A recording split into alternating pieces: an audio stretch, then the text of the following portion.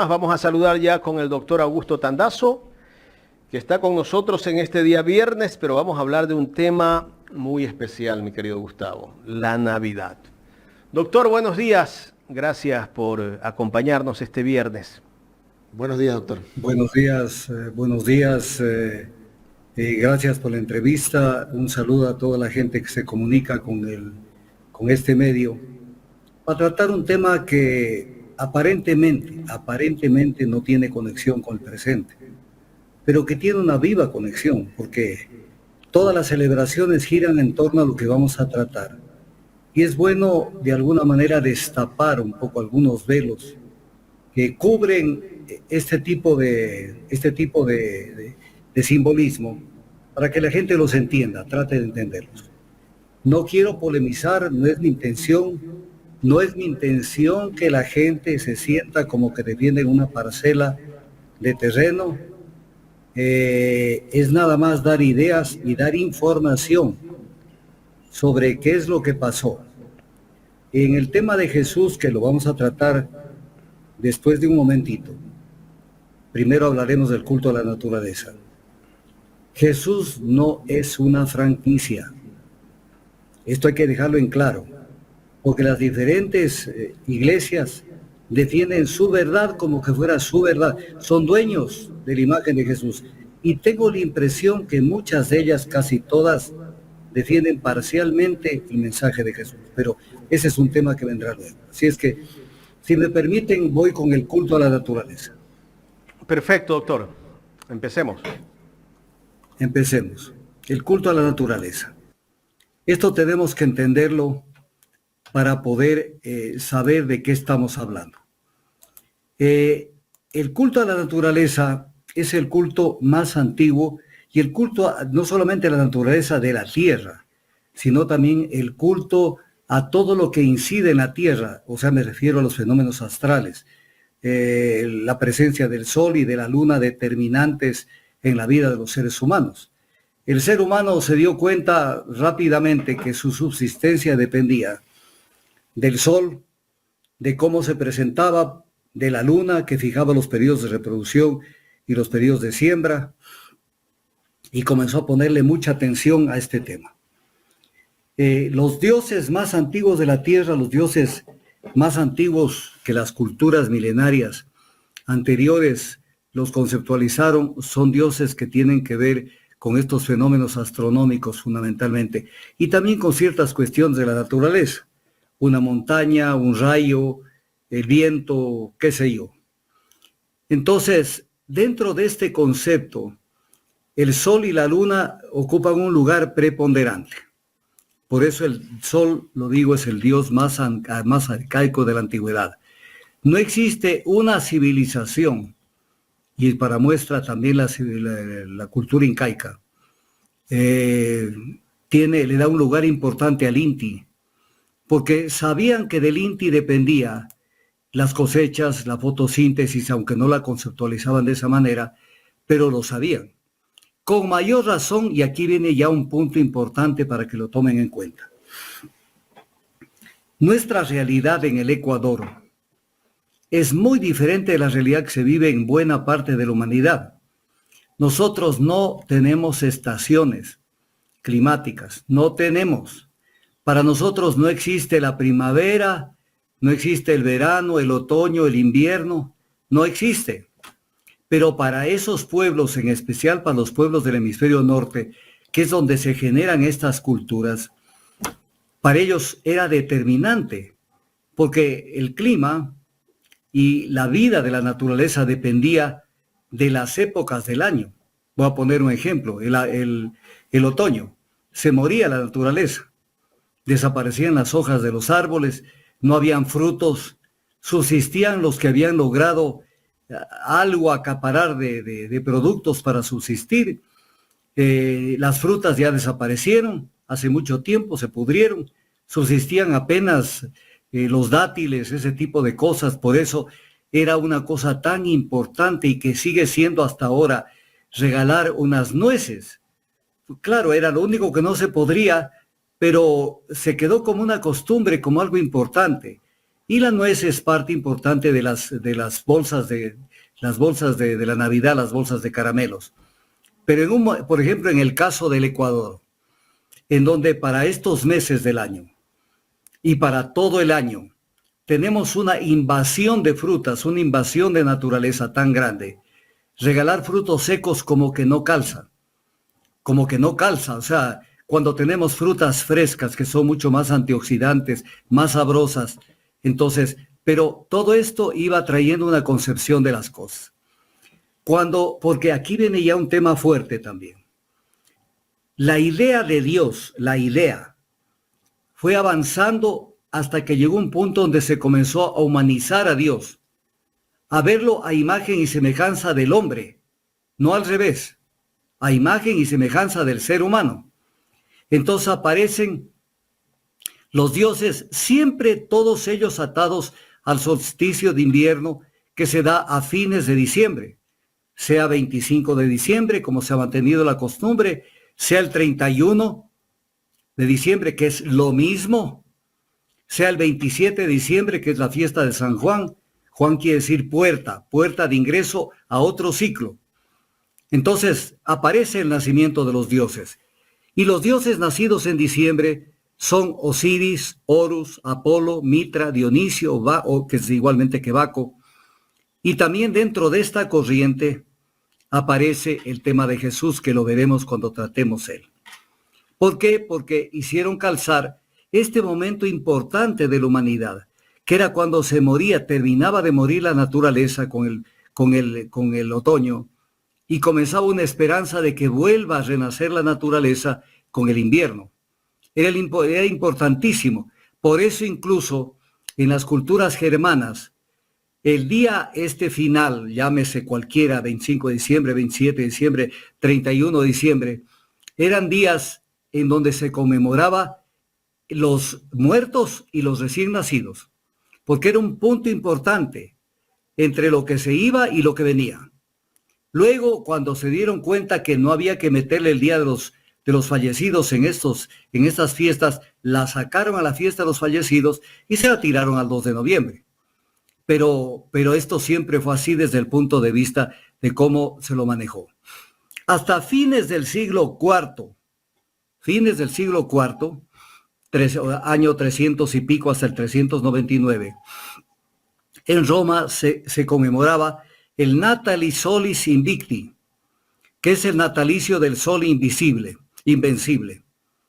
Esta fue la fiesta más importante que tuvo Roma cada año, también conocida como la fiesta de la Saturnalia, porque Saturno era el dios más antiguo, el dios agrícola más antiguo para el panteón de dioses de Roma.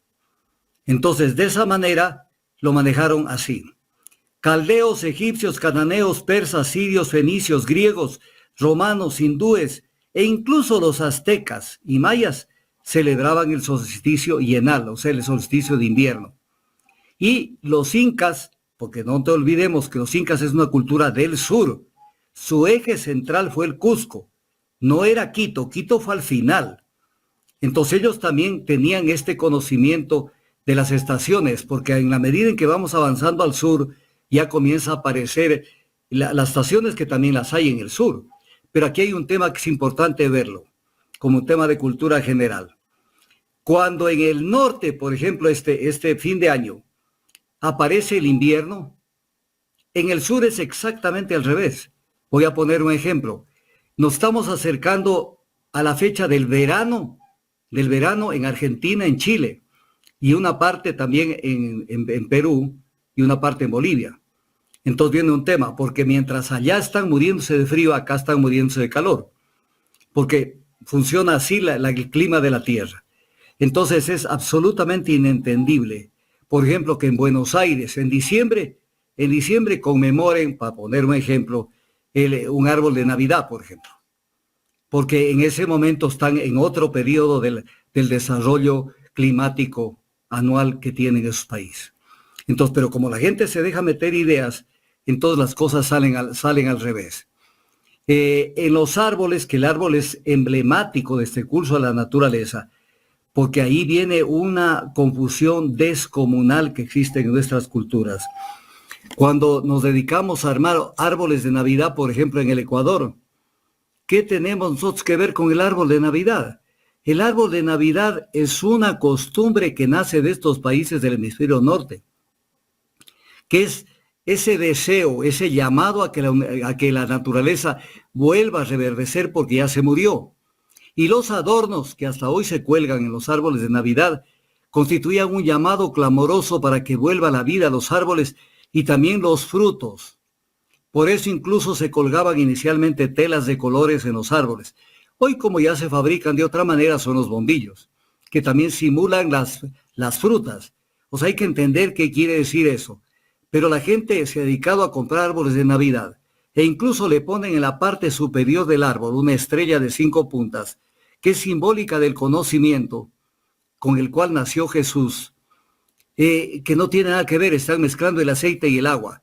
Entonces la gente dirá, pero queda bonito. Ah, bueno, si quieren póngale. Pero, o sea, aquí no hacemos más que dar cierto tipo de comentarios que pueden eventualmente servir para que la gente entienda de qué estamos hablando.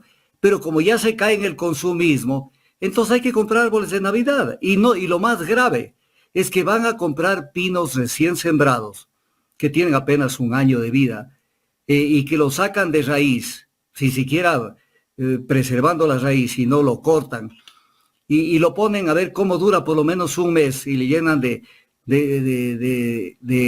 bombillos, cuando esto va a morir en el bosque, en el sitio más, en el tiempo más cercano, destruyendo la posibilidad de que nazca un árbol, que posiblemente no sea un pino, sino un árbol diferente que le pueda dar algún tipo de beneficio a la gente para su comida o también para el tema de tener tablas y de tener madera. Los bosques y todo esto tenía algo que ver con estos cultos. Y aquí hay un tema que es importante, las estrenias, que se llamaban en Roma, que eran dedicadas a Tatio y Rómulo. La estrenia o estrena, que después se le decía, es sinónimo de aguinaldo, de obsequio. Inicialmente los gobernantes romanos se colocaban en las puertas para recibir estos aguinaldos. Esa tradición se pasó a Gran Bretaña y en Gran Bretaña comenzaron los monarcas ingleses también a pararse a recibir del pueblo regalos. Con el tiempo esto se invirtió y se hizo que la gente sea la que reciba los regalos. La gente pobre, la gente, no necesariamente los gobernantes.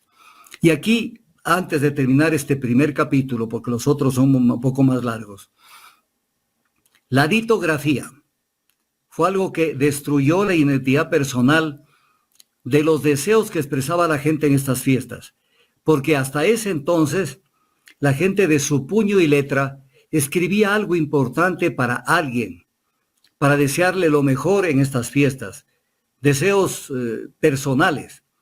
Pero la litografía despersonalizó esto y masificó.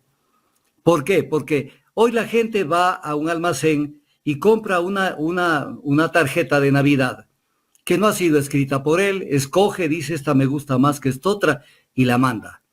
Esto no tiene nada que ver porque entonces ya no es una cuestión auténtica que nace de la persona. El tema de las canastas navideñas nace desde que esto se utilizaba en los juegos de azar en la antigüedad, como premios en estos juegos. Entonces el que ganaba le daba una canasta navideña y después se fue quedando la costumbre de la canasta navideña. Entonces el culto a la naturaleza, el culto al sol, el culto a la luna, a las fases de la luna tan importantes. Voy a poner un ejemplo, cuando hay que sembrar en creciente, cuando no hay que sembrar en menguante. O sea, el pueblo, la ciudadanía, la gente comenzó a entenderlo a través de los siglos, que tiene mucho que ver la fase de la luna y que tiene que ver el sol. Porque el sol es vida, sin el sol no existiríamos. Entonces, con base en este mito cosmogónico, pasamos ya en concreto a ver la Navidad cristiana. La Navidad cristiana en cómo se presentó esto. La primera cuestión que tenemos que decir es, ¿por qué nace en Belén Jesús? Nace en Belén Jesús porque José se supone que camina hacia Belén para de esa manera hacer que nazca Jesús en ese ambiente de Belén, porque se había prometido que en Belén iban a ser el descendiente de David. Entonces, de esa manera, esto se produce en Belén. Primero hay que decir que la fijación del nacimiento de Jesús se remonta a los estudios que le encargaron hacer al monje Dionisio Exigios, más o menos en el año 550 de esta era, en donde él hace un gran esfuerzo, pero se equivocó en algunos años de los cálculos, porque la fecha del deceso, de la muerte de Herodes, se da mucho antes, por lo menos 4 o 6 años antes del nacimiento de Jesús. Entonces, si hubo una persecución por parte de Herodes, Jesús no puede haber nacido 6 años después, porque Herodes mandó a asesinar a todos los niños de hasta 2 años de edad, para tratar de que nadie le herede. Entonces, esto es importante verlo respecto de la fecha. Por eso es que si tomamos en cuenta el nacimiento de Jesús, nosotros en este momento no estamos en el año 2023, sino posiblemente estamos en el año 2027, 2029, más o menos. Pero ya se cometió este error. Por eso es que cuando la gente hace cálculos, que qué conjunción hubo de los astros en ese momento, si estaban alineados Saturno con Júpiter y no sé quién con no sé cuál, parten de un error, porque Jesús no pudo jamás haber nacido en el año 0. Son errores que cometieron. Primera cuestión. ¿Por qué es que tiene que concurrir José a Belén? La segunda gran razón, tal vez la más importante. Porque en esa época se dio el censo ordenado por el emperador de Roma. Y este censo era un censo de propiedades. Por si acaso, aquí tengo un documento, porque tenemos información de investigaciones, pero a veces es bueno apoyarse en personas que han investigado estos temas, para que no lo vean como un tema personal de uno. Porque fácilmente alguien que está oyendo va a decir, ¿y usted cómo así se le ocurre decir esto y lo de aquí y lo demás acá? Joseph Ratzinger, el Papa Benedicto XVI, escribió 16 libros y muchísimos más estudios, pero 16 libros. Y los 3 últimos libros de Ratzinger son el primero, La infancia de Jesús, que está aquí. Espero que se esté viendo. Está aquí, en La infancia de Jesús de Benedicto XVI. Luego escribió Jesús de Nazaret, del bautismo a la transfiguración, que está acá. Y posteriormente escribió otro libro que se llama Jesús de Nazaret, desde la entrada en Jerusalén hasta la resurrección. Entonces, cuando se analiza lo que dijo Benedicto XVI en la infancia de Jesús, entonces se ven cosas interesantísimas. Habla del censo, se apoya en Flavio Josefo, también aquel que escribió el famoso compendio de Historia de las Antigüedades Judaicas. Y entonces vemos que primero se procedía a registrar las propiedades, no personas, propiedades de tierras e inmuebles, y luego en un segundo momento con la determinación de los impuestos que se debía pagar, porque eso es lo que le interesaba a Roma. De tal manera que José fue allá para esto. Por eso que el mismo Benedicto XVI dice que en base a esto José debió haber ido a Belén a registrar sus propiedades en Belén. Y eso lo dice textualmente, dice, según esto lo dice el Papa, no Augusto Tandazo. Podemos suponer que José de la casa de David disponía de una propiedad de tierra en Belén, de manera que debía ir allí para la recaudación de los impuestos. Yo le hubiera puesto para el pago de los impuestos, porque recaudación es como que él fuera a recaudar. Entonces, esto es un tema importante. Incluso cita que hay exégetas modernos que afirman que la información de los evangelistas Mateo y Lucas, según la cual Jesús nació en Belén, sería una afirmación teológica, no histórica. O sea, para que calcen las escrituras, no porque evidentemente sucedió. Pero eso no tiene importancia, porque Jesús haya nacido en Belén, en la China, en la Conchinchina, donde sea, lo que interesa de Jesús ni siquiera es la fecha de su nacimiento, que le hicieron coincidir luego, sino con la fiesta de la Saturnalia, sino su mensaje, su doctrina, su ejemplo. Eso es lo importante, porque la gente a veces se queda en las ramas y de esa manera no salen de ese tema. Entonces, esto es importante verlo para que no perdamos de vista qué es lo que sucedió. Entonces, viene todo el simbolismo. Yo siempre utilizo las palabras adecuadas. Simbolismo del tema de la Navidad. O sea, no hay que ver el tema estrictamente histórico, sino simbólico. Entonces, primero el nombre que le colocan a Jesús. El nombre de Jesús viene del nombre Josué o Yeshua, y que quiere decir en el idioma antiguo judaico, quiere decir Yod Hei Bau He. Vemos que el nombre de Jesús, el verdadero nombre, el verdadero es salvación, y es el nombre de Yahvé, de Jehová, Yod Hei Bau He, que es el representativo de... Me voy a meter solamente a decir esto, no quiero dar una imagen de erudición ni nada de eso, pero esto tiene que ver con la Cábala, cuando se habla de los 4 Olamots o 4 mundos, el Yod He Bau He, yo soy el que soy. Entonces, segundo tema, primero respecto del censo. Cuando Benedicto XVI y otras personas nos dicen que era un censo de propiedades y que José fue para registrar una propiedad que tenía en Belén, entonces en ese momento se cae la teoría tan utilizada por la Iglesia de la pobreza de Jesús.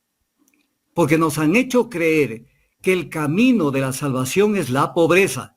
Y entonces con eso han convencido a las grandes masas un poco más de que mejor seamos pobres, porque este es el camino a la salvación. ¿Por qué el convencimiento de que seamos pobres? Porque ellos sí son ricos. Porque los que ostentan los poderes religiosos, ellos sí tienen acceso a las grandes riquezas. Entonces, preocúpense del más allá, que del más acá me ocupo yo. Entonces, la teoría esta de que la Virgen María es una persona pobrísima y que José lo mismo, y que lo cual en la práctica se demuestra que no fue así, y está dicho por el Papa Benedicto XVI. Estas y otras cosas que dijo Benedicto XVI llevaron a que mejor lo encierren en Castel Gandolfo para que no siga escribiendo libros que estaban haciendo tambalear al edificio de la Iglesia Católica. Simbolismos dentro del nacimiento, el gallo, porque anuncia la salida de la luz. Eso está en todas las culturas, incluso en la cultura francesa, en donde está el gallo simbólico, incluso en la parte cívica, que anuncia la Revolución Francesa. O sea, el gallo es el que cuando todavía hay luz, todavía hay oscuridad, anuncia que no se preocupen que ya viene la luz. Entonces el gallo importante. Por eso el gallo se sigue utilizando en el simbolismo. Los pastores tienen una cuestión importante, porque en el fondo la cultura esta del nacimiento de Jesús es una cultura agraria, no es una cultura citadina. ¿Por qué? Porque en las grandes ciudades la gente se olvida de pensar. En el campo están más apegados a las tradiciones. Y entonces, de alguna manera, Jesús se presenta ante los pastores, que es donde el ángel les dice que vayan a ver el nacimiento de Jesús, que no debe haber sido dado en un establo, porque tenía propiedades Jesús. Si alguien que me esté escuchando en Guayaquil, en Quito, y va a ver su propiedad en la provincia del Oro, no va a llegar a un establo. Va a ser que le den aunque sea un cuarto en su propiedad. Entonces el tema de que llegó y no tenía ni dónde guarecerse, eso calza con otro tipo de mensajes simbólicos, que es el tema de la gruta más que del establo. La tradición oriental, porque aquí hay dos grandes divisiones en la iglesia cristiana. La tradición oriental fija el 6 de enero como la fecha del Agia Pota, el nacimiento de la luz, que es la manifestación de Jesús, la epifanía. De tal manera que ahí tienen una doble fecha en la que no se ponen de acuerdo. ¿Quién fija el 25 de diciembre como la fecha de nacimiento de Jesús? Fue el Papa Julio I en el año 350 después de Cristo. En el año 350 después de Cristo. Y el Papa Liberio lo decreta en el año 354 después de Cristo. Y el Papa Juan I, entre el 523 y 526, ratificó que el nacimiento de Jesús se dio el 25 de diciembre. Y que la concepción de Jesús, ahí añade algo el Papa Juan I, se dio el 25 de marzo, que la gente pasa desapercibido. El 25 de marzo nadie festeja ni nadie recuerda. Se supone que ese es el día de la concepción de Jesús, que es el mismo día en que María va a visitar a su prima Isabel. 3 meses antes del nacimiento de Juan el Bautista y 9 meses antes del nacimiento de Jesús. Aquí tenemos que decir algo que es importante. Cuando Herodes toma la decisión de aniquilar a todos los niños vivos, porque sabía por el mensaje de los magos que alguno lo iba a suceder en el trono. Esta conmemoración se hace el 28 de diciembre, pero es la conmemoración salvaje de la muerte de los inocentes, de gente que no tenía nada que ver en este tema, y que los mataron por el solo hecho de haber nacido en esos 2 años. Entonces aquí nos dedicamos a hacer bromas el Día de los Inocentes, cuando es un día de pensarlo muy bien. El gobernante que desaparece a los que eventualmente le pueden quitar el poder y los desaparece físicamente. Entonces, esto es importante ver para que la gente no tenga cabal conocimiento de lo que es el Día de los Inocentes, que es un día para conmemorarlo con tristeza y ver cómo el poder omnímodo de los gobernantes llega a tal extremo que mandan a matar a cualquier persona ante la posibilidad que los sustituya. Sobre la pobreza de Jesús, quisiera tomar en cuenta lo que dice el Talmud de Babilonia. El Nedarim 41. Nadie es pobre excepto aquel que carece de conocimientos. Es el concepto judío de lo que es la pobreza. Porque la Shalom judía no es la paz que conocemos acá. Es una paz diferente, es una paz donde el ser humano tiene una realización económica plena y también una realización espiritual plena. No es la exaltación de la pobreza y la ausencia de una agresión. ¿Qué más podemos decir? El tema del pesebre. El tema del pesebre es un tema que hay que verlo con mucho cuidado. El pesebre, y esto lo pueden ustedes comprobar, el pesebre no es más que esa batea donde comen los animales, donde encuentran su alimento los animales, en este caso el buey y el asno. Entonces, esto es importante ver. Una cosa es el pesebre y otra cosa es la pesebrera, que viene a ser el establo. Entonces, la gente en cualquier ciudad de acá y del exterior, hasta dicen concurso de pesebres, pretendiendo con ello decir es el concurso de los nacimientos que se arman esta alegoría. Pero, ¿cómo puede haber un concurso de cajones donde comen los animales? El pesebre es un cajón donde comen los animales. Y entonces es una referencia, como dice Benedicto XVI, a la mesa de Dios, en la que el hombre está invitado a recibir el pan de Dios. Y aquí viene una cosa que quiero de una vez decirlo. Hace algunos años, esto es ya deben ser 10, un poco más de años, unos 11 años, vino del cable internacional una noticia falsa de falsedad absoluta, que decía que Benedicto XVI decía que no se debe colocar el buey ni el asno en el nacimiento. Y a mí me sorprendió y dije, no puede ser que el Papa diga algo que es contraproducente respecto de la simbología de la Navidad. Y entonces esto me llamó a conseguir justamente el libro La Infancia de Jesús, que ahora ya lo pueden conseguir en el Ecuador. Está un poquito difícil conseguirlo, pero por ahí de pronto lo encuentran. Pero lo mandé a traer de España. Y cuando leo el libro de Benedicto, dice todo lo contrario. Dice esto Benedicto, y la prensa internacional y la local que nunca filtra nada, sino que lo que viene del cable lo publican, no hay ninguna persona que se preocupe de ver si eso tiene visos de verdad. Dice textualmente Benedicto XVI, ninguna representación del nacimiento renunciará al buey y al asno.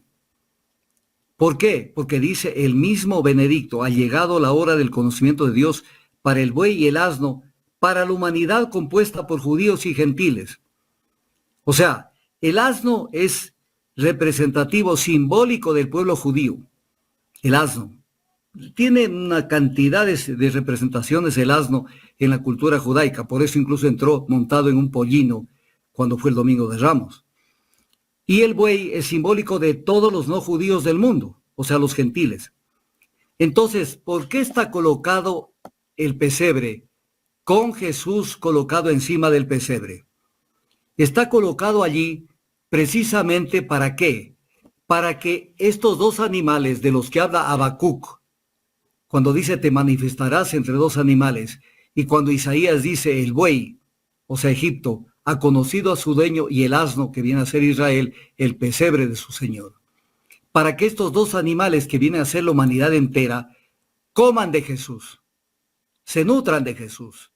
Pero no es comerlo físicamente, comer una parte de él, sino lograr asimilar su doctrina para de esa manera cambiar la naturaleza animal de las personas que todavía subsiste. El sentido animal, por aquello del homo hominis lupus, el hombre es el enemigo del hombre, que eso subsiste hasta el día de hoy, 21 de diciembre del 2023. Entonces aparece la simbología de Jesús, el pan de vida. El pan de vida. Aquel pan que, como lo dice el Escrito, como lo dice incluso Benedicto, y lo dice Jesús, los que comieron el maná del desierto murieron, pero el que come del pan de vida no morirá, porque el pan de vida es la doctrina de Jesús, la doctrina que hay que ponerle en práctica. Entonces, si no asimilamos su verdadera doctrina, que no necesariamente es la que nos venden muchas veces las iglesias, sino la verdadera doctrina de Jesús, entonces eso nos puede ayudar a ser mejores personas. Entonces, por eso está colocado Jesús en esa parte, Ahora, los magos no es lo que la gente cree. Los magos eran de la casta sagrada de los medos y provenían de los sacerdotes para Persia. Eso antiguamente, pero en la medida en que se produce la manifestación de los magos, vemos que hay una cosa que es interesante. Los magos representan tres civilizaciones importantes: la civilización egipcia, la civilización persa y la civilización hindú. Por eso inicialmente, y yo por lo menos no he perdido esa costumbre, se representan los magos, el uno subido en un elefante, el otro en un camello y el tercero en un caballo, porque a través de los animales nos vamos dando cuenta a qué civilización pertenecen. O sea, es el reconocimiento de las civilizaciones de que Jesús es la expresión del sincretismo religioso. ¿A qué me refiero? Que esto es lo importante de Jesús, que Jesús resume en su doctrina buena parte de las doctrinas religiosas de otras religiones. La doctrina del perdón, la doctrina de Mokshu, la doctrina del renunciamiento a los apegos, la doctrina de Buda, y así. Entonces, es un poco decir, este es el que nace, pero este es el que nos representa a todos. Entonces, ¿dónde está lo grueso de esta representación de los magos? No está precisamente en los evangelios canónicos, sino en los evangelios apócrifos. Entre ellos el protoevangelio de Santiago, el evangelio del pseudo Mateo, el evangelio árabe de la infancia y el evangelio armenio de la infancia de Jesús. Entonces, es importante ver qué representan estos magos y sus presentes que le hacen a Jesús.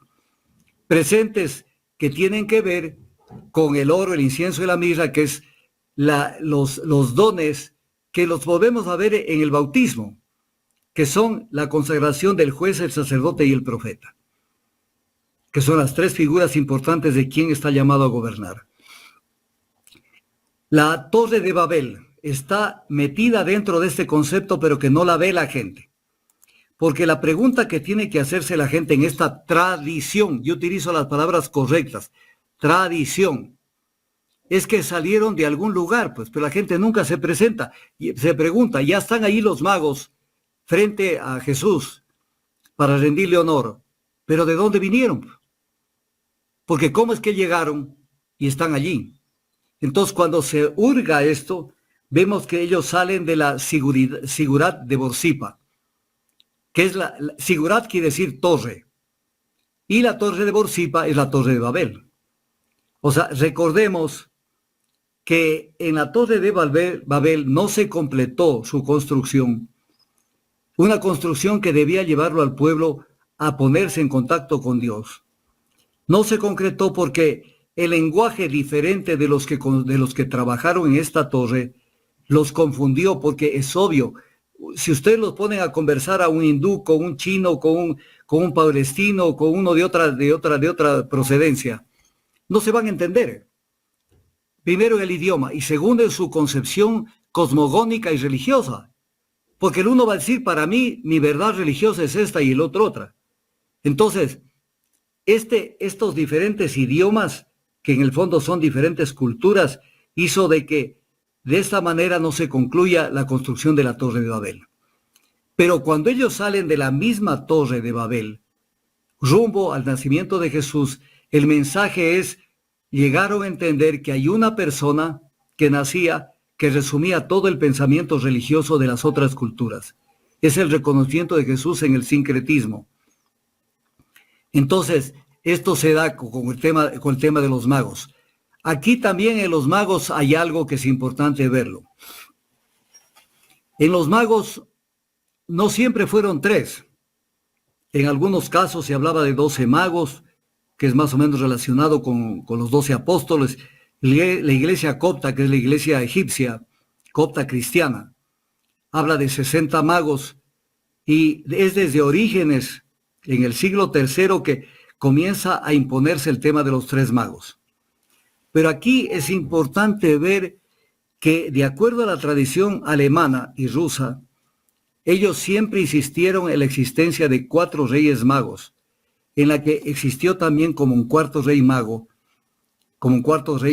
Artaban. Esto incluso algún autor importante lo llevó a escribir un libro sobre este tema.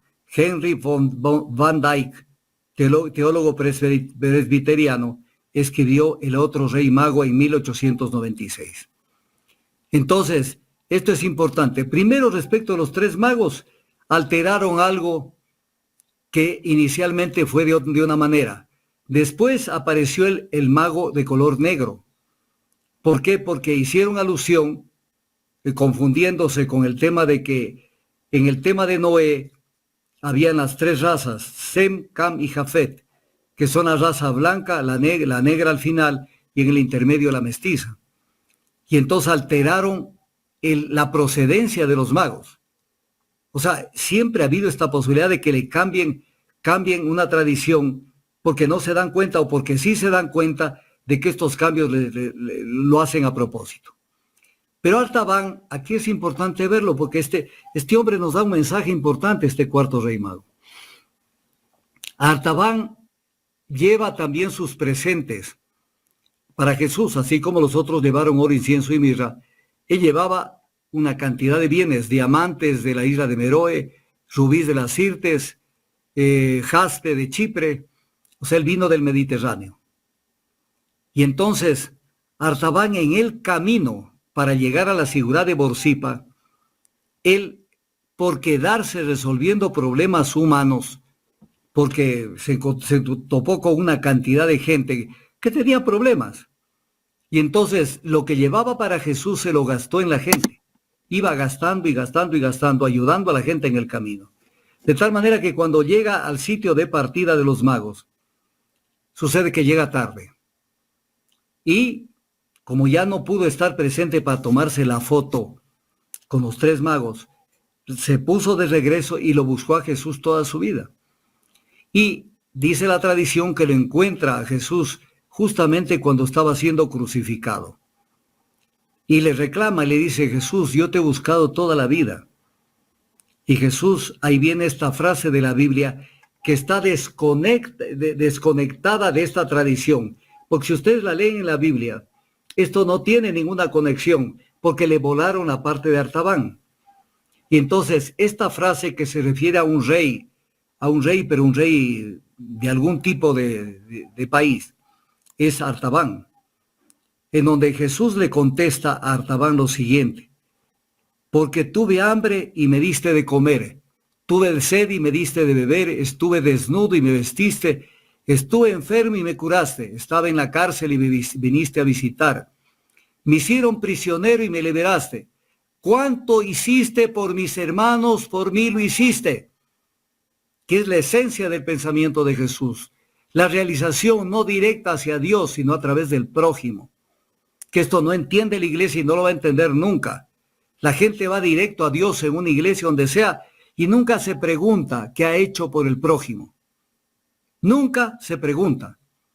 Entonces, mientras los 3 magos están honrados supuestamente porque están enterrados en la Catedral de Colonia, en Alemania, Artaban, de él no se sabe nada más porque la iglesia lo desapareció como un referente de la tradición. Porque para la iglesia cualquier cosa que tengan que hacer, tienen que hacerlo a través de la iglesia. Una caridad, lo que sea, a través de la iglesia. Entonces, ¿cómo tenían que romper con este mensaje de Artaban, que tiene que atender las necesidades directamente de la gente? Entonces, luego que viene, Jesús nace, las misas siempre se daban, la misa del día, la del alba y la de la medianoche, los villancicos, en donde Loja tiene una importancia grandiosa en el tema de los villancicos, porque los villancicos inicialmente eran canciones de amor, o sea, lo típico, la típica temática. Y en estas canciones de amor no se tocaba el tema religioso, pero luego se comenzó a hablar en los villancicos de los temas navideños.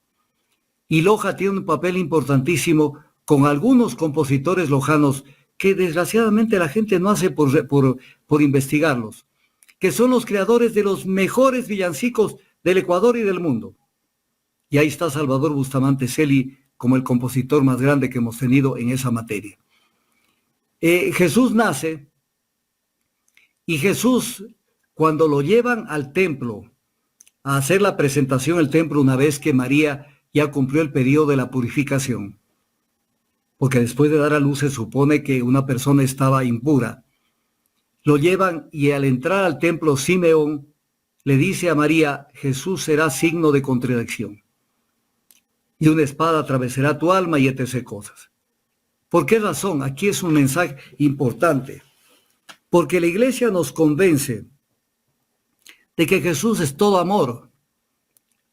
Perdón la frase, que Jesús está para alcahuetear todo. No, Jesús es un pensamiento firme, es un pensamiento durísimo. O sea, con Jesús no hay forma de transar con el mal ni con el error. No hay forma. Por eso dice en la Escritura, en Lucas 12, ¿pensáis que he venido para dar paz en la tierra? Os digo que no, sino división. Porque de aquí en adelante 5 en una familia estarán divididos, 3 contra 2 y 2 contra 3. Estará dividido el padre contra el hijo y el hijo contra el padre. Contra. La madre contra la hija y la hija contra la madre. La suegra contra su nuera y la nuera contra su suegra. ¿Qué quiere decir todo esto? Que incluso en el núcleo familiar, en donde la gente no quiere dividirse y que vean, no discutan, no conversen un poco más, de política incluso, peor de temas religiosos. Es allí donde hay que discutir los temas, porque no se puede ser hermanos o amigos, mientras los unos jalan el carro de la historia para el un lado, o la barca, y los otros la jalan para el otro lado. Entonces ahí hay que discutir. Y entonces, si Jesús tiene una doctrina, lo que está diciendo Jesús, ¿quién está con mi doctrina? Con mi doctrina, esos están conmigo.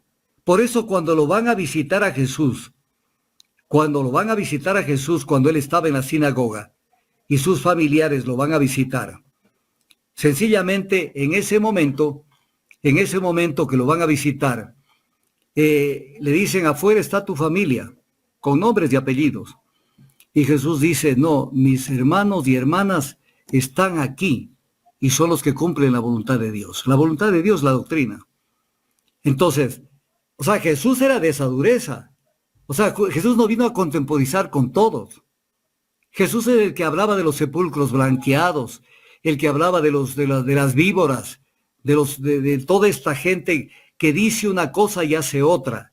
Entonces, Jesús nace precisamente para esto, para dar un mensaje de o eres o no eres. Y entonces nos lo venden de otra manera, Y esto es importante verlo. Ahora, esto a nivel de Jesús, si hay alguna pregunta, con todo gusto la absorbemos, porque vamos a pasar a Santa Claus. No sé si hay alguna pregunta y si no nos fuimos con el tema. Pasemos al siguiente. Pasamos. A ver. La tradición de Santa Claus.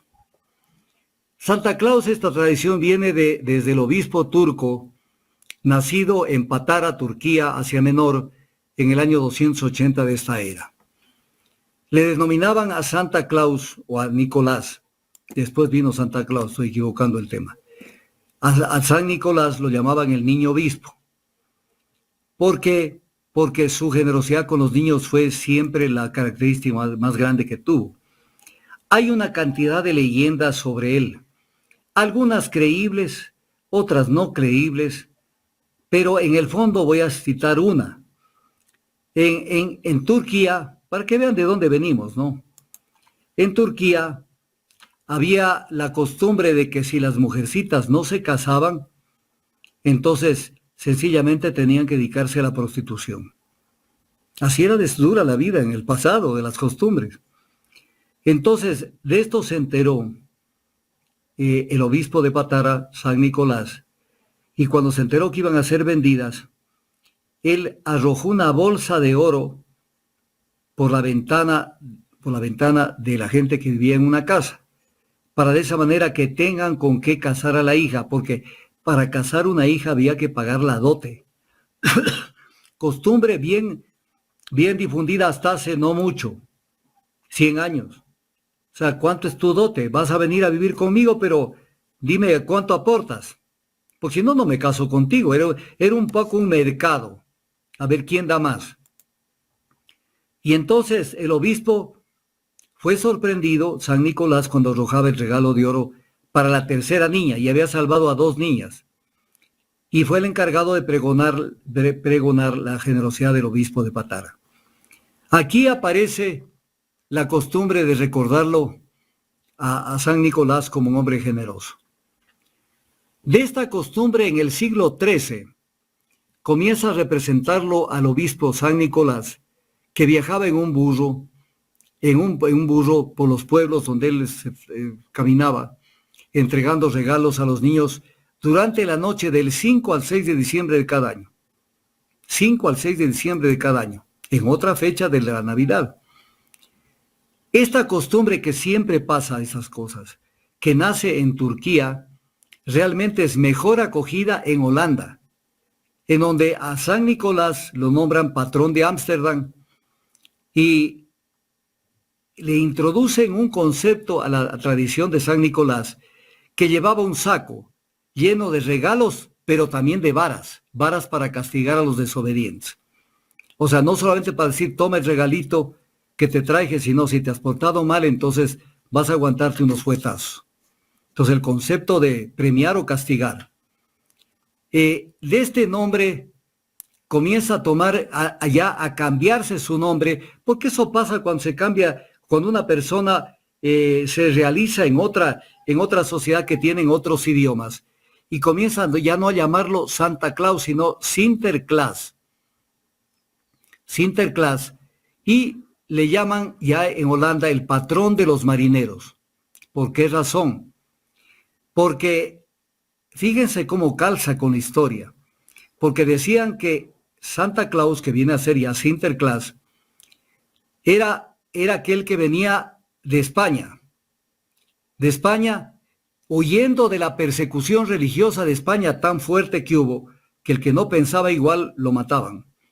Y entonces el mensaje era, si te portas mal, con el mismo barco, el barco se llamaba Espange, que quería decir el barco de Santa Claus se llamaba España, Espange. En el mismo barco te regresamos a que vayas a vivir en el infierno que era España. Y dentro de esta tradición se lo puso a Sinterklaas, como aquel que recorría las chimeneas y en base al comportamiento de la gente regalaba lo que tenía que regalar. Aparece ya el concepto de que él a través de una chimenea dejaba los regalos. Holanda, es importante verlo. Holanda, porque cuando vino la conquista de América, participaron muchos países, no solamente España, Inglaterra, Escocia e Irlanda, sino también otros países que se metieron. Y entre ellos Holanda. Holanda funda Nueva York con el nombre, porque en ese entonces no existía Nueva York, con el nombre de Nueva Ámsterdam. Ámsterdam, la ciudad de Holanda. Y entonces Nueva York fue fundada por los holandeses. Y dentro de esto llevaron la costumbre de San Nicolás y la costumbre de Sinterklaas. Y se riega esta costumbre ya en Estados Unidos, en Nueva York. En Nueva York, que después fue Nueva York, inicialmente Nueva Ámsterdam. Y entonces desaparece. Una de las cosas claves es que siempre Sinterklaas, estaba acompañado para hacer su trabajo con un sirviente moro, o sea, un sirviente árabe, que se llamaba Zwarte Piet, Pedro el Negro, que es el que llevaba la vara de abedú y el saco para meter a los niños en el saco para castigar o premiar a los niños que habían portado mal. Cuando aterriza en Nueva York, esta tradición lo hacen desaparecer al negro, porque en Estados Unidos de ese entonces no había cabida para un negro dentro de una costumbre, dentro de una tradición. Entonces, Pedro el Negro desapareció dentro de esta tradición. Luego a este Santa Claus o Sinterklaas le dan otro maquillaje, pero ya mucho más profundo, donde Washington Irving despoja a San Nicolás de su vestimenta clerical, porque él siempre caminaba con un traje de obispo y con sus zapatos rojos y caminaba en un corcel volador, en un caballo. Entonces, de esa manera cambian el caballo y ponen renos que tiran del trineo. Cambiaron totalmente la tradición y mutaron la de San Nicolás a Santa Claus. Ya le pusieron nombre Santa Claus. En 1823, quien trabaja mucho en esto es el profesor Clement Moore. Y entonces, Moore es el que cambia la tradición de la conmemoración de Santa Claus, que era el 5 y 6 de diciembre, a la fecha de la Navidad. Y comienza a entrar en competencia con la tradición cristiana.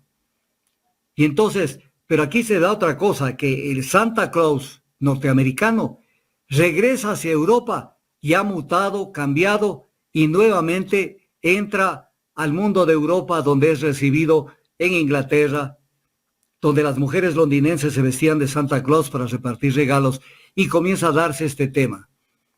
La Coca-Cola le da un toque increíble al tema, porque se adueña de Santa Claus en 1931, y entonces en ese momento asocian la chispa de la vida con el solsticio de invierno y con la vestimenta, y aparece la vestimenta roja y blanca de la Coca-Cola. Entonces comienza a crearse a través de Papá Noel, que viene a ser lo mismo que Santa Claus. Lo que pasa es que Papá Noel es el mismo nombre, pero en francés, Père Noël.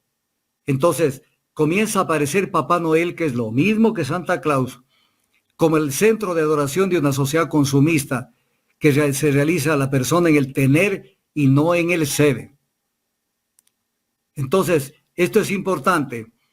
Y Lutero tiene una participación enorme en el tema de regalos, ya no de Santa Claus, porque comienzan a ver la competencia con Santa Claus.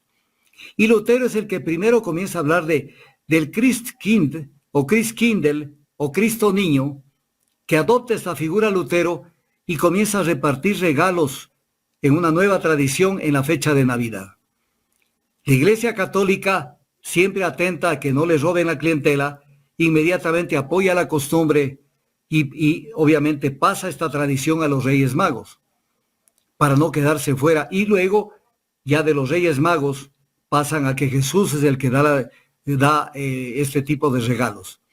Entonces, de esta manera, España, que se negaba a dar entrada a Santa Claus, más bien ya le abrieron la puerta y ponían una silla, costumbre española, una silla en las chimeneas, junto a las chimeneas, para que la Virgen descanse antes de dar a luz, y ponían el juego completo de ropa de bebé para que le cambie los pañales al niño Jesús. Entonces, estas mezclas de tradiciones nos llevan a más o menos tener lo que llegamos a tener con el pasar del tiempo, en donde el consumismo y el negocio se apropió de todo esto, y entonces Jesús, un nacimiento de uno de los, de quien sigue iluminando a la humanidad con su doctrina, quedó en segundo plano, porque son el cómo venderle a la gente lo que necesita y lo que no necesita. El consumismo crea falsas necesidades y crea la necesidad de comprar cosas que muchas veces no necesitamos. Pero entonces nos meten dentro de este consumismo con el tema de, no se preocupe, pague desde marzo, pero pague en 24 meses. Entonces tenemos 2 años y a veces 1 año de estar pagando. ¿Y quién lo vende? Lo está vendiendo, ganando todo el dinero, y todo el dinero con intereses, que aunque digan que no es con intereses, es con intereses. Entonces crean adiciones inducivas. Entonces, y nos crea este sentimiento de que comenzamos a disputarnos el ser mejores en el tener. Yo tengo un mejor carro, yo tengo una mejor ropa, yo tengo una mejor lo que sea. Entonces, nos comenzamos a disputar los primeros sitios en la sociedad, pero en este tipo de cuestiones, no en ser mejores, no en manifestarnos en las acciones, como decía Jesús, por sus obras los conoceréis, en cómo nos comportamos con el ser humano, sino con este tema. Y dentro de este tema, ¿quién más ha ayudado? Es la tarjeta de crédito. El que desarrolló esta idea debe estarse pudriendo en los infiernos, porque la tarjeta de crédito crea la ilusión de que nunca se va a pagar por el consumo, pero todo se termina pagando y a un precio descomunal. La publicidad engañosa que no se combate, una publicidad que le dicen rebajas de hasta el 50%. La gente entra a un almacén y lo que está con el 50% son 4 vainas. El resto están con el 15, el 10, máximo el 20. Pero además, no voy a decir la marca, ni el almacén. Hay un almacén que lo tengo sumamente conocido. Cuando van a entrar en descuento, suben el precio para poner el descuento de tanto, que es el mismo que tenía el precio antes, e incluso mayor que el que tenía antes. O sea, le toman del pelo a Raimundo y todo el mundo. Le toman del pelo con esto. Voy a poner un ejemplo. En algún momento, una revista de acá del Ecuador, respecto de un año, el 2020, decía, miren esta cosa que parece que no tiene importancia, que el color preferido para ese año era el azul.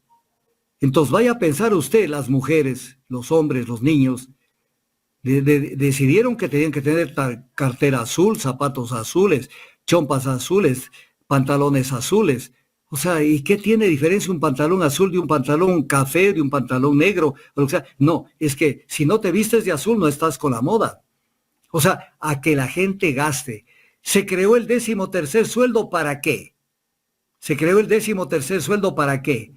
Para que todo el mundo gaste todo el 13º sueldo en lo que necesita y en lo que no necesita. Esto es terrible. Esto es terrible.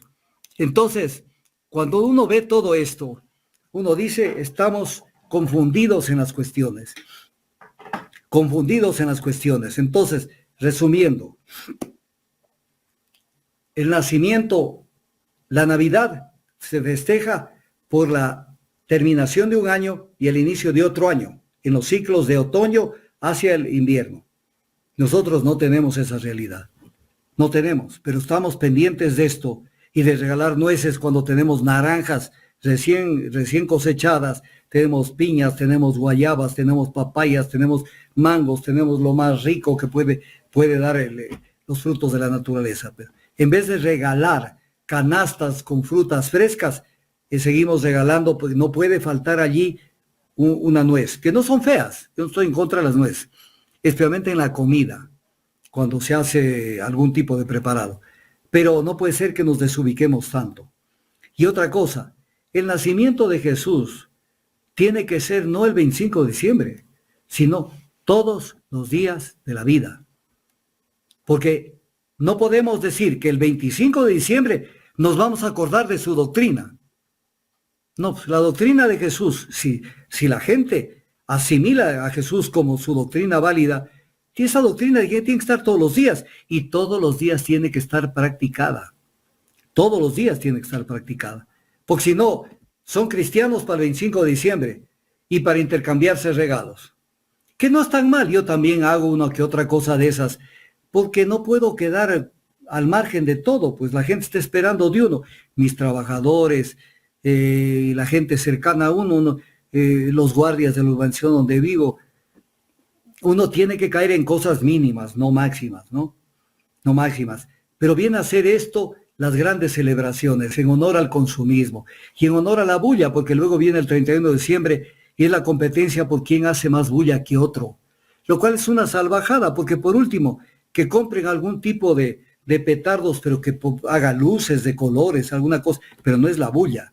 Bulla que destroza a los animales en sus oídos, que no meditan que hay gente enferma, que necesita descansar.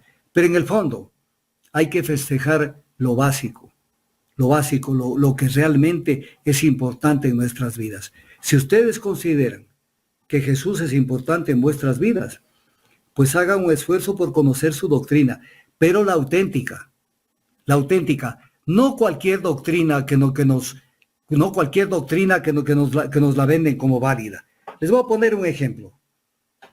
La Biblia y la Vulgata Latina que está en latín, en el Padre Nuestro que enseñó Jesús, dice en la parte correspondiente, lo cual lo ha cambiado la Iglesia rompiendo a la Vulgata Latina. Y lo cambió el siglo pasado nomás, a mediados del siglo pasado. En el texto en latín dice, et dimittimi nobis de viti nostra, sique de nos dimittimus de vitoribus nostre. Perdónanos nuestras deudas como también nosotros perdonamos a nuestros deudores. Entonces, cuando la iglesia se convirtió en capitalista, en financista, en dueña de bancos, entonces perdónanos nuestras ofensas como también nosotros perdonamos a los que nos ofenden. Esto es alterar el pensamiento de Jesús. Esto es alterar el pensamiento de Jesús. Porque la iglesia nos manda otro tipo de cosas. Jesús, no la iglesia, nos enseña otra cosa. Pero la iglesia, cuando me refiero a la iglesia me refiero al alto clero.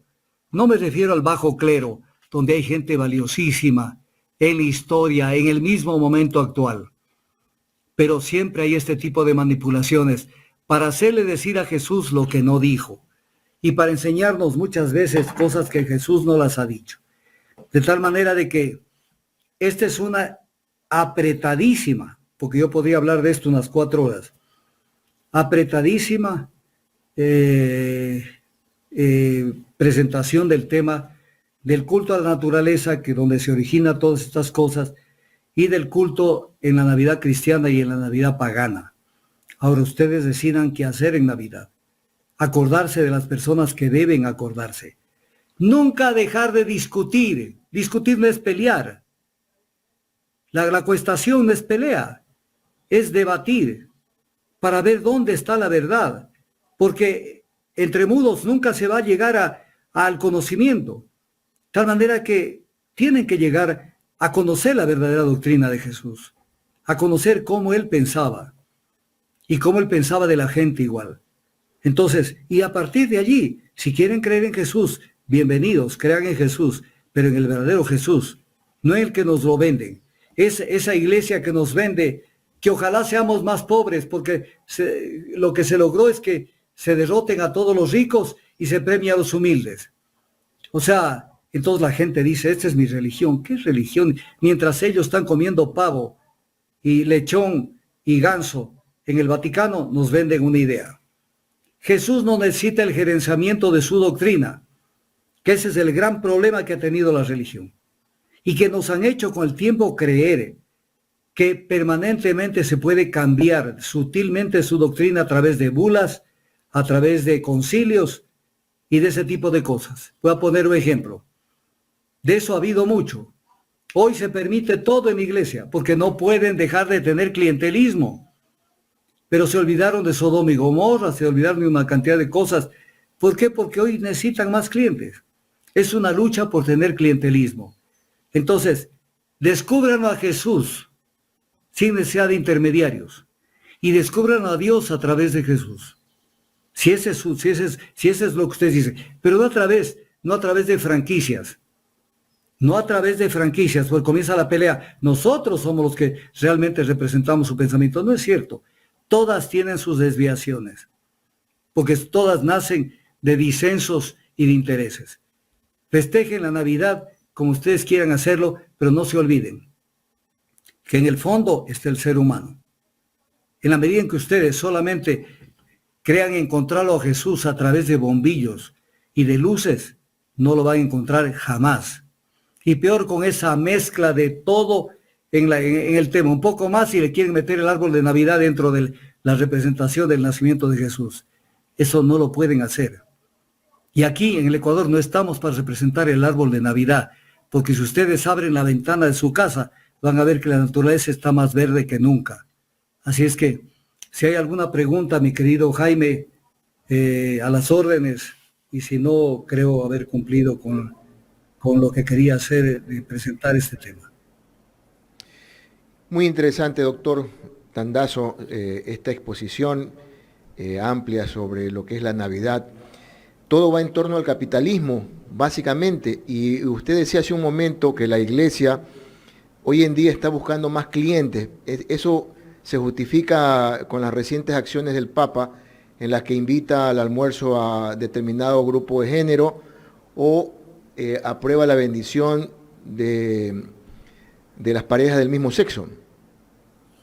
Vea, es de todo, pero solamente le hago una pequeña corrección. No es un tema del capitalismo. Esto, porque el interés mezquino personal, los intereses mezquinos personales o de grupo, han sido toda la vida. El capitalismo nace con la revolución industrial, pero estas ideas de confundir a la gente y de manipular los textos bíblicos, te hago una pregunta, les dejo ahí boteando un tema. ¿Por qué hay evangelios canónicos y apócrifos? Si son lo mismo.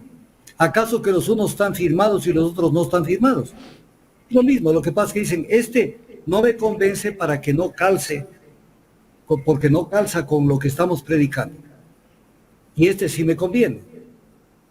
Entonces, de esa manera, en los evangelios apócrifos hay mucha información importante, pero que la han dejado de tomar en cuenta en los evangelios coptos.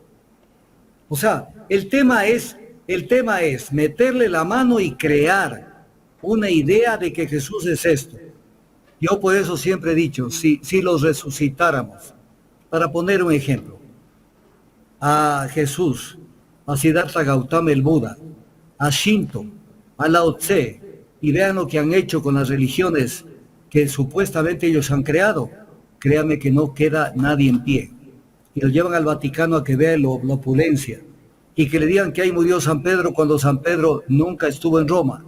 Entonces, y que el Vaticano tiene el nombre de la diosa Vatica, que era la diosa pagana de la cultura religiosa romana. Y la gente nunca pregunta qué quiere decir Vaticano. Entonces, pero más allá de eso, a mí me interesa, en este caso del cristianismo, Jesús. Ni siquiera de Nazaret, porque no sabemos si vivió en Nazaret, si Nazaret existía a la época de Jesús o no. Porque ahí tienen una confusión enorme. O sea, una cosa es nazireo. Sansón fue nazireo y mucha gente, nazireo, consagrado a Dios. Y otra cosa es que nació en Nazaret, como dicen los clérigos. está en discusión si Nazaret existía en la época de Jesús.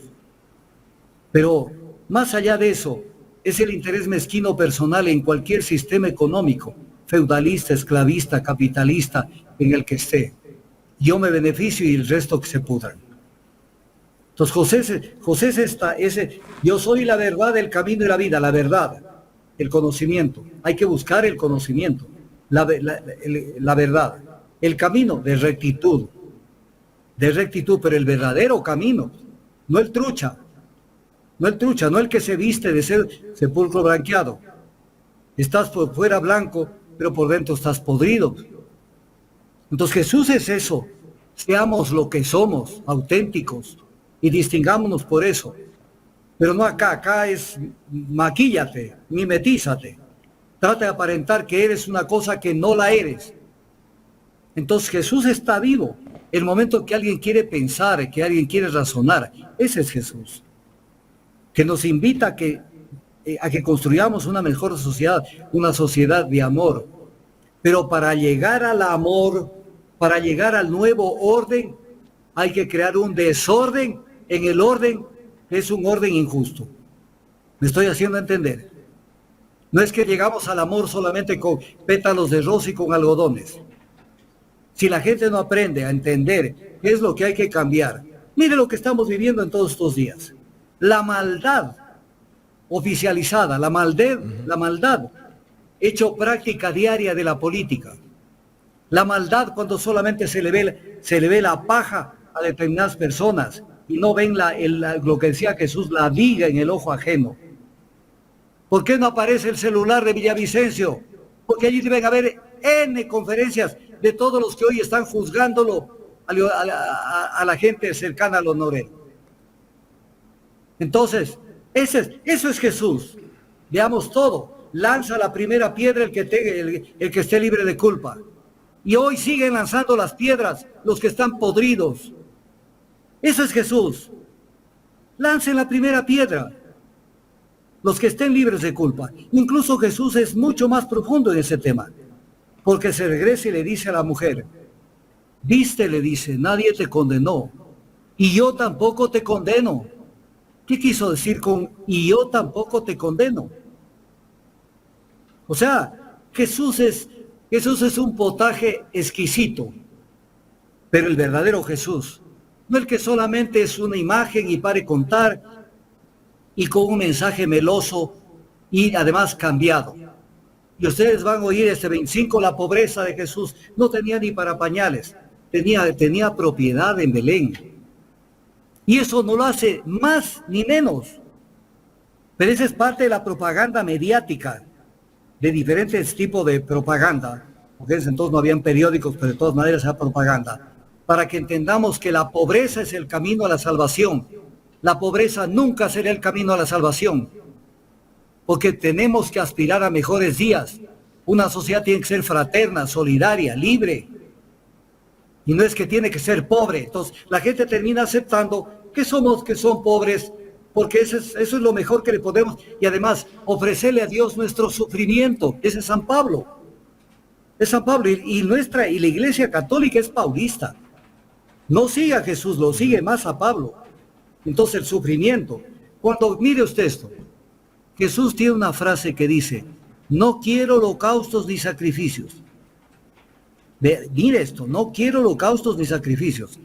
Y la iglesia se da la forma para decir que Dios nos lo envió a Jesús para que lo matemos, para que de esa manera se perdonen nuestros pecados. Salvajada. Porque eso no fue así. Incluso Benedicto XVI, en los 2 libros sobre Jesús de Nazaret, en ambos toca este tema. Y dice que se ha añadido en la Biblia esa parte para la expiación de los pecados. O sea, sangre que será derramada por vosotros y por muchos. Punto. Y Benedicto dice, y se añadió para el perdón de los pecados. Para que creamos que hay que matar a alguien para que nos perdonen. Recordando de alguna manera cuando en la época de Abraham se sacrificaban los primogénitos para que Dios sea indulgente y perdone los pecados. Abraham les dio una lección y les dijo que había que sustituirlo al ser humano con el cordero. para que ya no estemos matando. Imagínense matar al primogénito para tener una mejor vida, y era una actitud salvaje. Y regresamos con Jesús y viene la iglesia y dice, Dios nos lo envió para que lo maten. O sea, volvimos nuevamente a la época anterior a Abraham. Y la gente está convencida de que es el mejor regalo que nos dio Dios que lo sacrifiquemos a Jesús. Esto no es así. Él murió en su ley porque se enfrentó a la gente, se enfrentó al poder, se enfrentó a la forma de pensar de la gente. Y él sabía lo que se atenía y no renunció. Por eso bebió el cáliz de la amargura, cuando incluso dijo, aparta de mí este cáliz, pero de todas maneras lo bebió, porque él asumió su responsabilidad. Y obviamente ese es el Jesús que tenemos que resucitarlo. El Jesús que hermana a toda la gente. Mire estas enseñanzas de Jesús, que son profundas y que la iglesia no las topa. Le dicen, enséñanos a rezar. Y Jesús dice, tómense de las manos. ¿Se toman de las manos quiénes? Si hablamos del Ecuador, cholos, mestizos, negros, todos los que estaban allí. Y les dice, todos repitan conmigo, Padre nuestro que estás en los cielos. Los hermanó ante Dios. Ante Dios, la igualdad social. No podía ese rato decir, somos iguales ante la ley, como hoy tenemos en la Constitución, que no se cumple además. Somos iguales. Pero ya por lo menos ante Dios un gran paso. Mire, eso es como para recordarlo y decir, Jesús abrió la puerta de la igualdad humana, aunque sea ante Dios, porque había que dar ese pasito, en donde ya los esclavos podían darse la mano con otros. El esclavo no era una persona, era una cosa. En el derecho romano, el esclavo era una cosa parlante, era una cosa que hablaba. Entonces, cuando Jesús se abre a la humanidad, hay que darle espacio. Hay que entenderlo a ese Jesús que nos hermana, no a ese Jesús que lo hacen aparecer huérfano de contenido. Y lo único que existe, les voy a poner un ejemplo. Si ustedes revisan todo lo que se lee, ¿estoy al aire? Sí. Si ustedes revisan las lecturas bíblicas que se leen las 52 semanas del año, en la iglesia solamente 95% de lo que se lee es San Pablo. Están casados con San Pablo, pero no están casados con Jesús. O sea, no se lee el pensamiento de Jesús, sino el de San Pablo. Y San Pablo es lo contrario de Jesús en muchas cosas. Incluso en el tema del tratamiento a la mujer. Él invoca que las mujeres no deben hablar, porque ellas lo que deben hacer es callar. Y eso lo dice incluso Escrivá de Balaguer, el titular del Opus Dei. O sea, las mujeres callen, no hablen, no tienen nada, que no tienen vela en este tema. Entonces, a Jesús hay que investigarlo, no es un tema de llegar y entenderlo a través del catecismo o entenderlo a través de la homilía del pastor o del sacerdote. Hay que hacer un esfuerzo para entenderlo y para preguntarse sobre la trascendencia de su pensamiento. Por eso, Doctor, ¿qué importa cuándo nació? Sabemos que fue impuesta esta fecha del 25 de diciembre, ya lo cité, pero eso no importa. Porque además no es lógico que haya nacido en diciembre, y les voy a explicar. Las sociedades del pasado no eran tontas. Por ejemplo, ¿no ve que no había entonces calefacción? No había una cantidad de medios que los hay hoy en la civilización moderna. Entonces, arriesgarse a tener un hijo en diciembre era jugárselas un alto porcentaje de que se muera con ese clima. Y que ni siquiera habían ventanas, no se olviden. Las ventanas de vidrio y todo eso se lo inventaron despuesísimo aprendiendo de los árabes. Es otra historia que no es el momento de contarla. Pero entonces, ¿qué pasaba? La gente calculaba para que tengan relaciones en tal fecha y que generalmente la gran mayoría de la población nazca en abril, en esas sociedades del hemisferio norte, que nazcan en abril. Por eso antes no se decía tantos años de nacimiento de alguien, se decía cuántos abriles tienes. Por eso hasta ahora hay canciones que hablan de los 15 abriles, porque nacía de las relaciones del verano para que tengan hijos en abril, porque tener hijos en diciembre era en ese frío se te van a morir. Por eso decía, no importa. Si bien el Papa Julio y el Papa Liberio hicieron coincidir y el Papa Juan I, eso no importa.